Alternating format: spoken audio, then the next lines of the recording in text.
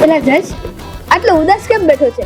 આપણે એટલા સિટીમાં ફર્યા, ઇન્ફ્લુએન્સર સાથે વિડીયો બનાવ્યા અને હરવાર ડાન્સ પણ કર્યો. જો તો ખરા, બધા આપણી સામે જોવે છે. ઈતાર, આજે બહુ નર્વસ છું. આપને થોડી ખબર હતી કે આવા મોટા મોટા પ્રમોશન અને બોક્સ ઓફિસ ના આંકડા કોને કહેવાય?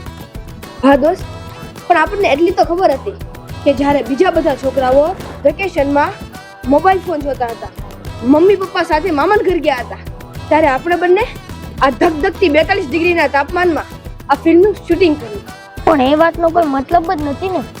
લોકો તો ખાલી એન્ટરટેનમેન્ટ જોવે છે. એ લોકો ફિલ્મ જોવા થિયેટરમાં નહીં જાય તો એ લોકોને કેમ ખબર પડશે?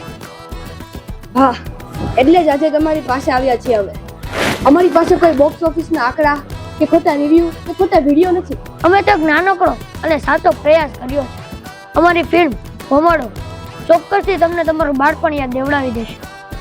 અંદરથી હરખ અને થોડું ધગધગ પણ થાય છે, કારણ કે અમારું પહેલું ફિલ્મ 22 મેના દિવસે આવી રહ્યું છે, ફક્ત સિનેમા ઘરોમાં.